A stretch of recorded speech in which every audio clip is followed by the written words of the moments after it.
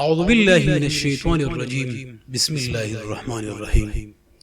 ناظرین گرامی، ایک مشہور واقعہ ہے کہ ایک بار حضرت رابعہ بصری کی یہاں 5 درویش حاضر ہوئے۔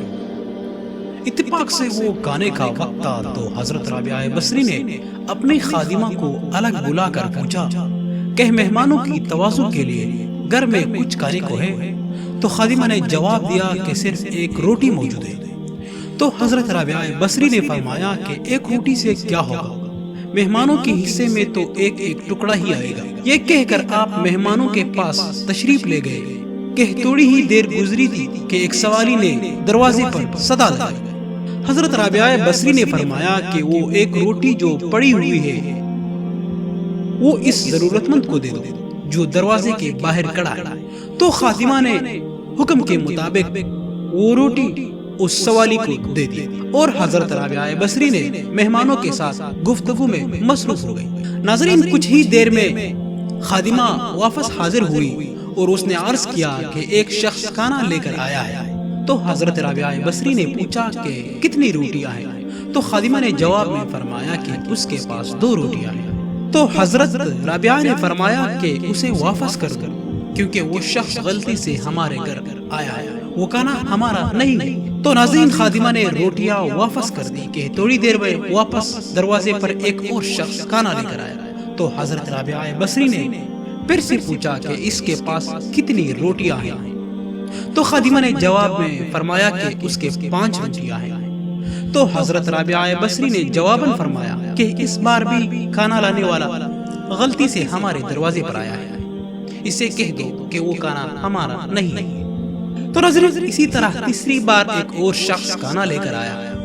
پھر جب خادمہ نے آپ کو بتایا کہ اس کے پاس 11 روٹیاں ہیں تو حضرت رابعہ بصری نے مسرت کے لہجے میں فرمایا کہ یہ کھانا ہمارا ہے، اسے قبول کر۔ تو خادمہ نے کھانا لا کر درویش مہمانوں کے سامنے سجا دیا۔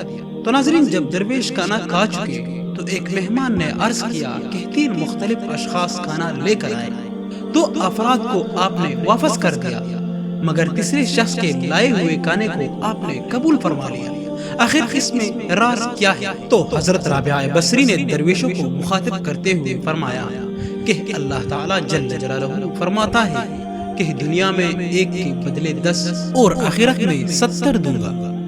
بس اسی حساب کتاب کے بنیاد پر میں نے 2 آدمیوں کو واپس لوٹا دیا اور آخر میں اس شخص کا کھانا قبول کر لیا، کیونکہ میں نے اللہ تعالیٰ کی راہ میں سوالی کو 1 روٹی دی تھی، میں نے اللہ تعالیٰ سے سودا کیا تھا۔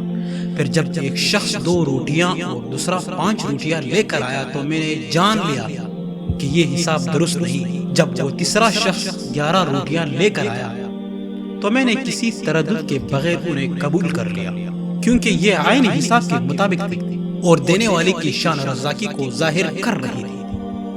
10 روٹیاں میرے 1 روٹی کے بدلے میں تھی اور جو روٹی میں نے سوالی کو دی اللہ تعالیٰ نے اسے بھی واپس کر دی۔ تو ناظرین، حضرت رابعہ بصری کی صبر اور قناعت اور توکل کی شان دیکھ کر تمام درویش حیرت زدہ ہو گئے، حیران ہو گئے۔